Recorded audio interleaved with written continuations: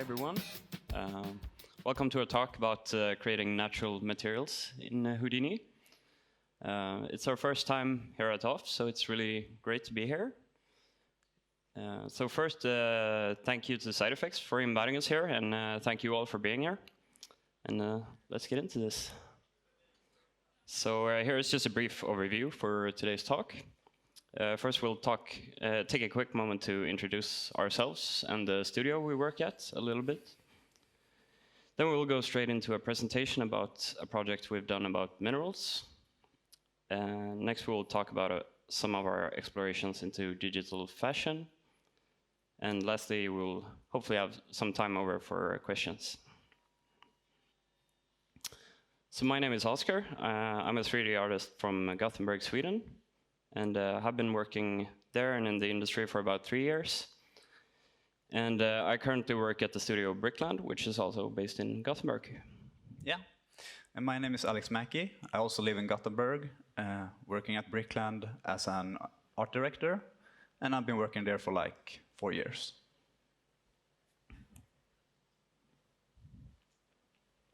Sorry. So let's have a look at the work we do at our studio and what kind of fields we work in. So we are a traditional 3D and motion graphics studio. We work a lot in the automotive industry, but we also create a new branch at Brickland called Digitex, which focuses on the fashion industry. We also done a lot of work within the tech sector, as well as some agency and consumer product work. So now let's take a look at our show reel.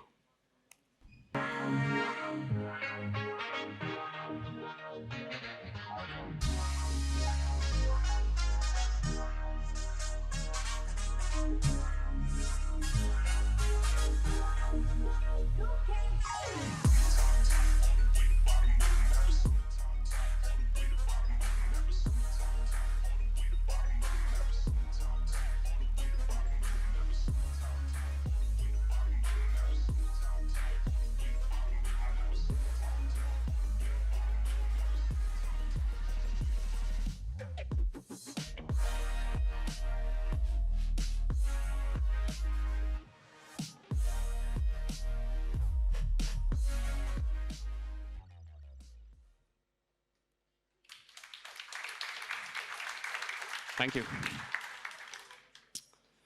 So first we're going to take a look at our project about minerals. So let's start off by looking at some of the work we created for this project. So this is a bit of mix between some R&D and some final delivery here. And this project started off about a year ago when we were hired by Polestar, which is an electric vehicle company. And they wanted a way for us to visualize the minerals that they use in the production of their cars, and specifically their batteries, as a way to show how they source these materials and how they manage their responsibilities with sustainability. So the final delivery for this project was a mix of still images and some short videos. And for us, this felt like a great opportunity to work with something we love to do, which is to recreate nature in 3D.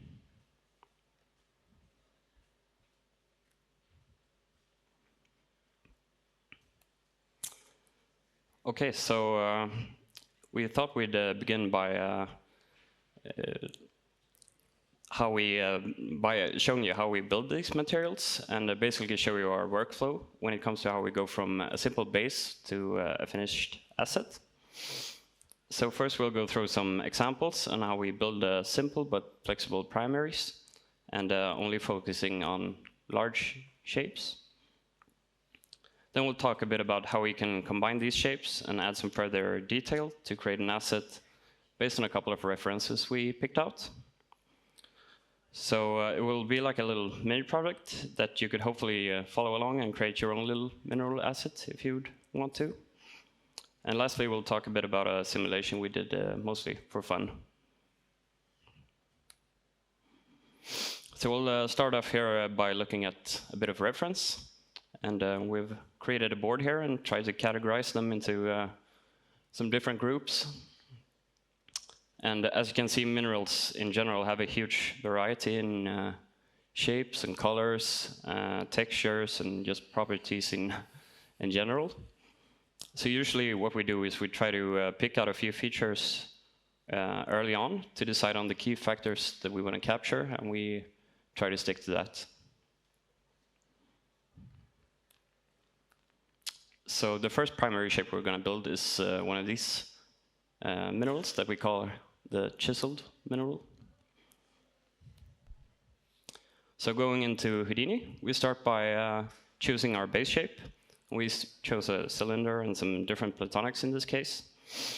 And then we set up some key features early on, like an initial bevel and some groups and stuff that we can use later on.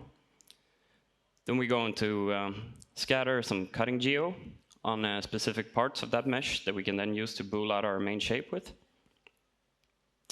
And we also try to link up parameters to a control null, where we can set up some constraints and make sure that they work procedurally. So in our control nulls then, we have a few different basic parameters, like the angle of our cutting geo, the amount of beveling, height, columns, stuff like that. So just a few basic options that can, in the end, give some variety to our asset. And it's always nice to just be able to click on some parameters and get some unexpected results. So going on to adding some more variation to our chiseled mineral. Once again, we're setting up some different groups here, this time based on angle. So a top group, a bottom group, an edge group, and stuff like that. And on one side of our setup here, we're then copying geometry onto our groups with some varying scales that we apply different noises to. And then we're using that to cut out our main shape even further. And then on the other side, we're using those same groups to fracture our geo into smaller pieces. And then we're blasting those pieces away. So we then use noise and some smoothing operations to make it blend in better with the main shape.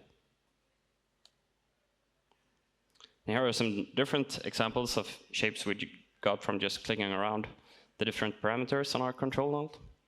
So as you can see, just by changing simple parameters like our input shape, group types, cutting angles, noise types, and stuff like that, we can end up getting a lot of variation in our output. So moving on to another shape, here are some reference for a mineral that we call the carved mineral.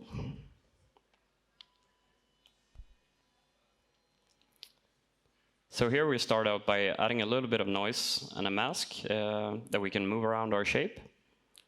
We then go on to create a random point group, which we can then subtract from using our mask. Then we set up an additional group where we can subtract from our initial group even further using a slider. And using this group, we then use a soft transform to scale our points inwards or outwards, depending on the look we're trying to achieve. And as you can see, this gives us a very fast and interactive way to work out the shape we want, as it doesn't require a lot of computational power. So we then add some options to adjust our shape a little further using a curvature mask. We use this mask as a weight attribute for an attribute blur, where we can just blur out the position a bit. So this will create an option where our sharpest points are flattened out to give us a more ridged look, I guess. And then we also use that same curvature-based mask to create another group that we can then peak our shape a bit further if we instead want a sharper look. So just trying to set up some different options here. And we then smooth out our result using VDBs. So lastly, we set up some options very similarly to what we did with the first shape, where we just used different groups to bool out from our shape and then add some noise and smoothing to that. So the last primary shape we'll do is set up using simulation tools to create one of these more organic looking shapes. They sort of look like corals or something. So here we're setting up a few different types of velocities using just some basic vector math and blending some noises together to get some different options for our advection. We then store these velocity attributes from our geometry in a volume. And then we also create a volume based on a mask from our input geometry.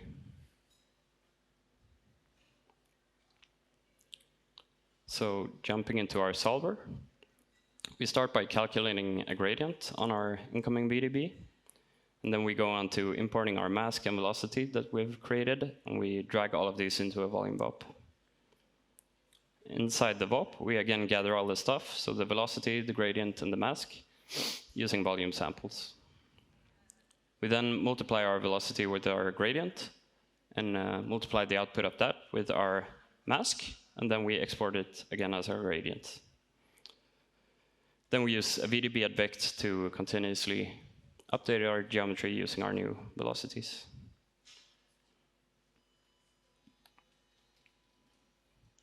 So here are some flipbook examples of some different outcomes from our setup. As you can see, most examples go from basically being extremely simple to having a shape with some sort of character to it. And using this technique, we find this interesting because while you definitely control the output when creating the different velocities, you also tend to get some variations that you would maybe not expect or come up with yourself using more traditional modeling techniques. So now we have a couple of base shapes. Let's try and combine these to create an asset. So here we just picked out two references, and the idea is to create a little mix of these two minerals together with a rock that I can sit upon, and then scatter some assets around to create a little floating mineral island or something, I guess. So I'm going to use two of the assets we just created, one of the first minerals and also one of the ones we got from our solver advection. So starting off, we'll just copy our mineral onto a set of points and orient them in sort of a cone shape. Then we'll do a Boolean on these copies to get the seams from the intersections, just to use, so we can use them to just smooth out our geo a bit. And then we take our little floating island here, and we'll place our minerals on top of it and combine the two using VDBs.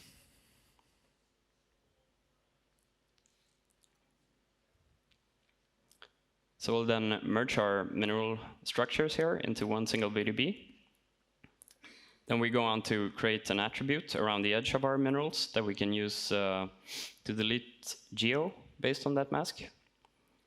And then we use noise to just mess up the shape a bit before combining our two VDBs in a volume VOP again. And we have a fit range to control the amount of damage there as well. And so we also do a very simple fracture here on our minerals, just using our rest position and noise to create some edge detail, and then also add UVs.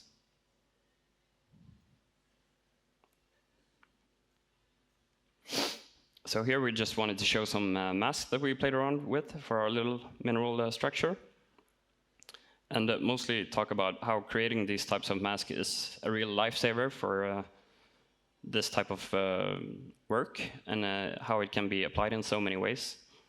And just because of the tools available in Houdini, it's also often very simple to create exactly the type of mask that you would need.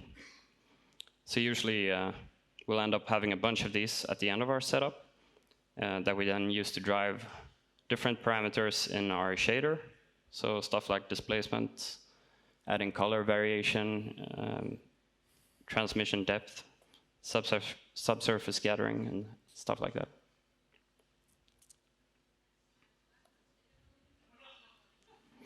So scattering.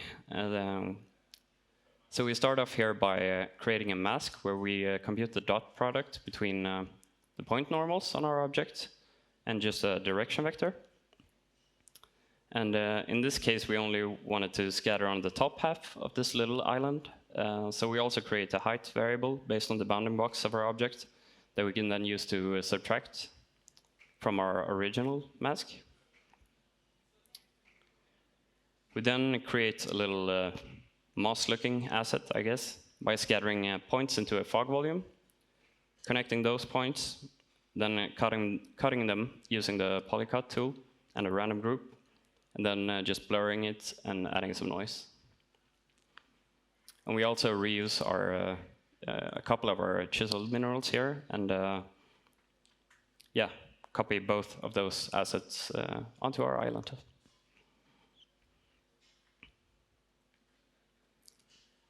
So here are some of the resulting renders from combining these different shapes together and just using our references and adding some details.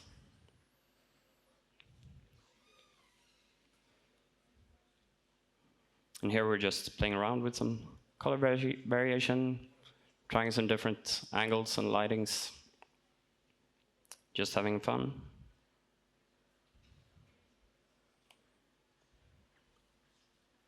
And here is another example of a mineral that we made using basically the exact same methods we just talked about. So most of the variation from this comes from the shader. So it's very easy to just change the look of your minerals if you want.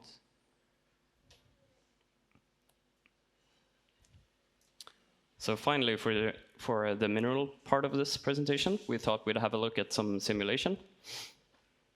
And this is some sort of, I don't know, insane mineral structure that I stumbled upon while randomly scrolling through Pinterest. And when I showed it to Alex, he told me it looked like a night sky that had been captured inside of a rock. And this led us both to think about the classic night sky painting by Van Gogh. And we got excited about trying to do some sort of grain simulation inside of one of these shells and adding some extreme motion blur effects to get a little bit of a painterly effect going, I guess.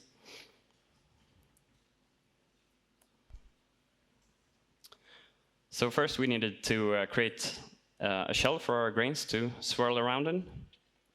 So here we're just building out a sphere and adding some noise to it. Then we're using the draw shape tool and some VDBs to hand draw some internal detail into this shape so that our grain particles have something to interact with in there.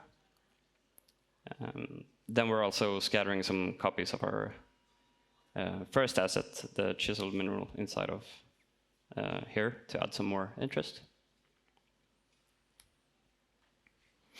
So next up we need to create some sort of velocity field for our particles to flow through. So first we start out by creating just an arbitrary vector that we store in a direction variable. We then use that variable to do a cross-product operation using that and our point normal, which will give us that swirly pattern that we're looking for. And we feed that into a volume bob. And then we also create another vector using just an inverted normal that we will use as an attraction force towards our shape. So inside our volume bob, we then first import both our velocity and attraction attributes using XYZ and premuv functions. And then we use a mix to blend between these to get a nice balance of like a swirly pattern while still keeping the particles along the surface of the shape. And in the end, we just pipe this into a pop advect by volumes using update velocity and let that do its magic. And the flipbook here is just a visualizer of us mixing between the swirly velocity that we got from our cross product and also our attraction attributes.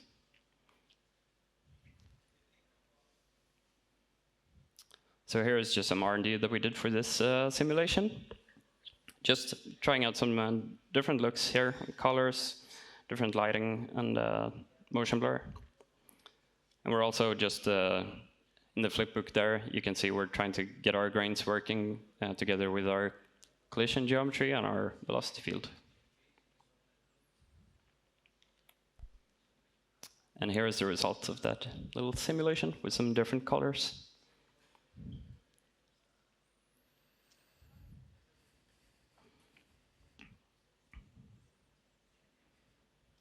Right. Yes, so now it's my turn to talk, and I'm going to talk about digital fashion. We have a hard time deciding what we should call this part of our presentation. It could be called 3D fabrics or fabrics in Houdini or whatever, but we settled at digital fashion in this case. So work we've done. Let's look at some work we've done in the past, and that will explain how it comes that one of our subjects is about digital fashion. We've been working quite a lot in the automotive industry for clients like Polestar, Neo, and Volvo. Doing different kind of projects ranging from material stories, which basically is animations that show their materials or the process creating the materials in an engaging and hopefully beautiful way. We also done a couple of digital twin cars for Polestar, which is basically, it's a digital representation of the real car. Some of the materials in the car is hard to create with traditional PBR shading and textures, and there is where Houdini comes in. We created a perforated seat in the Polestar 3 with the help of Houdini to create a very specific pattern of holes on the seat. We used the base from the setup we will look at later with some help with the Boolean sub in Houdini. We also created a very specific 3D knit with the help of curves, which can be seen both in the animation and in the middle image of the slide. The 3D knit is quite complex in its structure, but the freedom of Houdini helped us to manage the task in the end.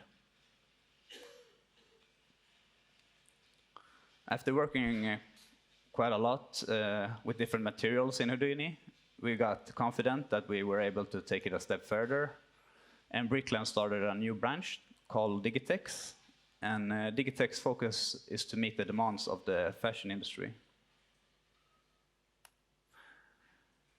We will take a look at one of the internal projects we created inside Digitex called Silhouettes. In Silhouettes, we put our focus on creating an animated character with realistic clothes and some effects to emphasize the story. Silhouettes as a concept can be seen both in the visuals as in the story. It's a creative exploration about the conscious part of ourselves, specifically the persona, which is the part of ourselves which is perceived by the world around us. Then that is juxtaposed with the unconscious forces inside of us, the shadow part in this case. The shadow is where we bury our traumas and parts we don't like about ourselves. And it's a reflection on if we suffocate that part of ourselves, the shadow, maybe we'll find a way through the border, which is symbolized by our character's silhouette. Before we watch Silhouettes, we just want to make a quick shout out to some people that one way or another was important for the project. We have Elin Adelman, the one who initiated Digitex, Kajsa Blomberg, who we worked tightly with through the whole project from start to finish. And then we have Anna Kumler, responsible for Digitex and also an important part of the production. So let's watch.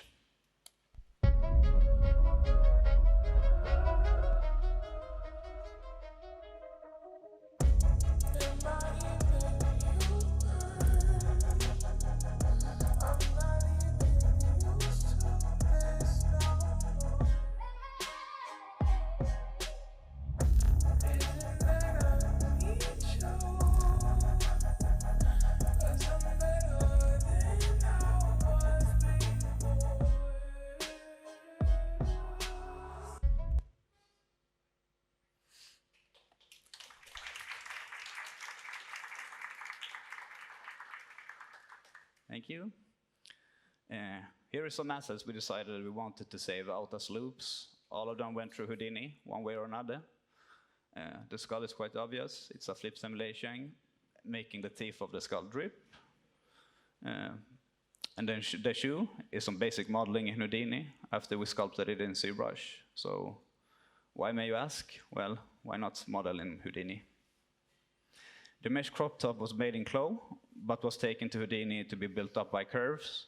It's done with the base of the same setup we will look at in a couple of slides, just some different inputs. And because it's animated in the film, it has some extra things going on, which we will not look at this time. And we just wanted to show this image because we think it represents Digitex quite well, that we love to create believable characters, not necessarily realistic, as we also do some stylus characters for some clients.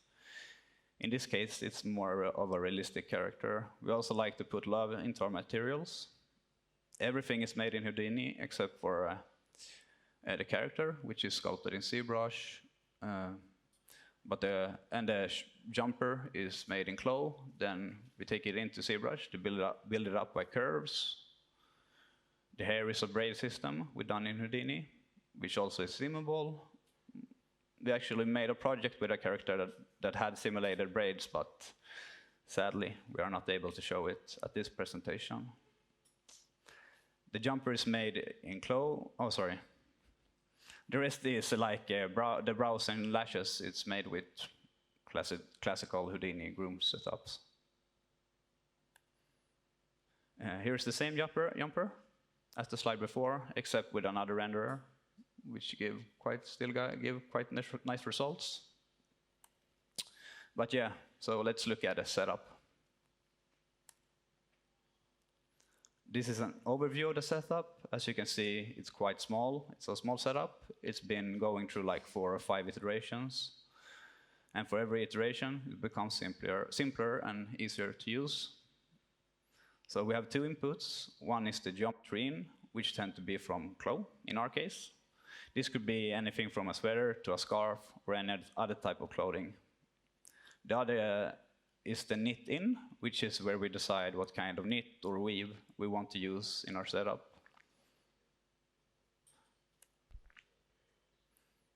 Now we're going to talk about knit making. So first, create a knit loop with the help of curves.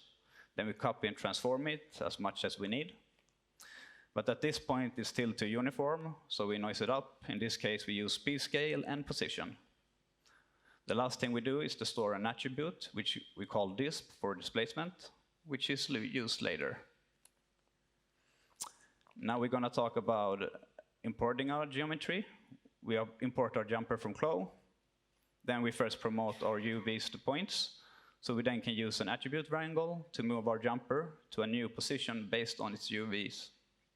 As you can see in the last picture, the jumper has moved from its original position to a new position based on how it lays in UV space. Then we extrude the geometry that we moved and use the lab's Boolean curve swap to bool out our curves with the pattern from our jumper. After that, we use a ray swap. In the first input, we have our curves, and in the second, we have our jumper in its position based on its UV. We do not transform the points. Instead, we just want to get the hit prim and the hit prim UV. The hit prim, it's basically a, the hit prim is basically the primitive that the point finds on the jumper when being rayed. And the prim UV is basically where that primitive, where on that primitive the point belongs. Then we delete the points that does not hit the geometry of the jumper. After that, we use an attribute triangle. In the first input, we have our curves, and in the second input, we have our jumper, but now in its original position. With the help of the prim UV function, we can get the position of the jumper and move our curve points to that position. So now our curves will lay flat on the jumper, and we need to get some depth back. So we get the normal from the jumper and multiply the normal with the displacement attribute we stored earlier. We also multiply that with a float channel to get extra control. Now we only have a single curve representing the thread on the jumper, and we want more curves to build up one thread. So we use a sweep node and turn every column into a curve. And then we use another sweep node and use that as just normal quads. Then we lay down a normal swap to give the quads some normals, which we then can transfer to the curves.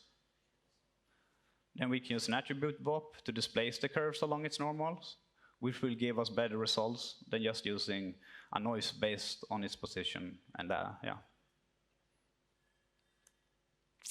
This is inside the VOP we use to displace the curves. We just get a random number from the prim num and pipe it into the offset of the noise. Then we get another random number and pipe that into the amplitude. In between there, we have a ramp for additional controls.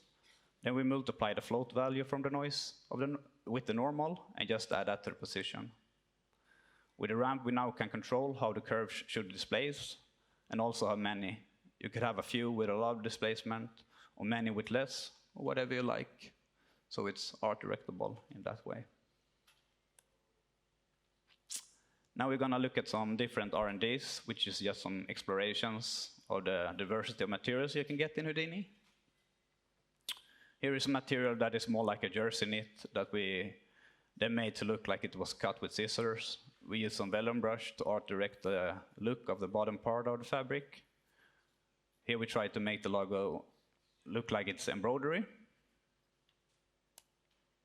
Here's a black variant of the same crop top, but instead of the logo made of curves, we just copy some crystals onto the logo, which of course is procedural.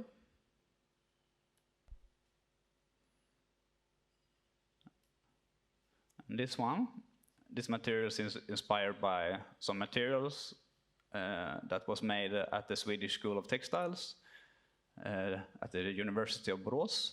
It was really fun to explore. And we will hopefully try to take it further in the future. We think it once again shows the diversity of results you can get from Houdini. Just some good references plus Houdini, multiply that with some imagination, and you can get some cool results. This is another exploration with knitting. Here we try to make more of a jacquard knitting technique. I guess it's pronounced like that, I don't know. It can be seen on the stitches of the knit that it's not printer colors, but instead individual threads with different colors that makes up the pattern on the crop top. The last one is a bit of a crazy one. It's like a super big weave made out of plastic, gold, or something like tin, I guess. And here we just wanted to show that maybe not all R&Ds are super serious and leave room for some more freedom. Thank you for listening to our presentation. We hope you found it inspiring. Thank you, SideFX. This was an awesome experience. And now we will leave room for some questions, hopefully. Thank you all. Thank you.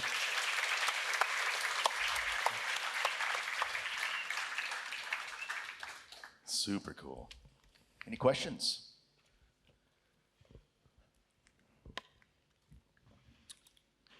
Yeah. Thank you for the talk. How do you guys find it is working with automotive companies? Are they like very conservative and traditional, or do they let you play a bit more and be more creative? I would say it depends on the client and the project, but I would like we work a lot with Polestar, and we usually get a lot of creative freedom actually, and get to like get our own ideas into the project, and yeah, they're very open. I would say. Yeah. And so with Polestar, what sort of work are you making for them? Is it like advertisements, or like what are the visuals that you're making?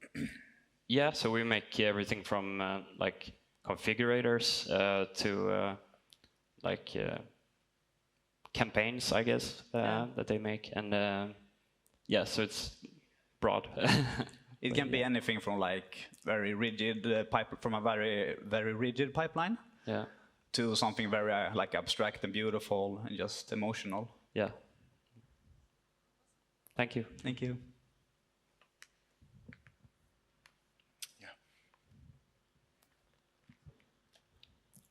Yeah, really sick work.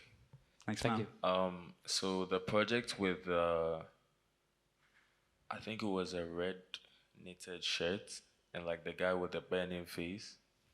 Yeah, so like, was that like a personal project? And was that a personal project? So it was, we started Digitex, a branch of Brickland, which was like, because it was so new, there was a lot of room for explorations. And then, like, we had a lot of different ideas.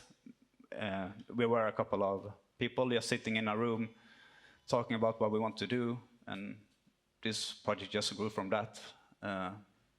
And one thing is, like, in a project, if you are open to it, it will change as you go, because different parts of yourself or other people or what you get inspired by goes through that. So like roughly how many people worked on that project? It was not many. 3 people, Yeah. one could say. Now that's cool, really inspiring. Thanks, man. Yeah. Nice to hear. Thanks. Anyone else? Oh, good. Thank you, guys. Thank you. Very much. Great stuff. Thank you very much. Thank you. It was awesome.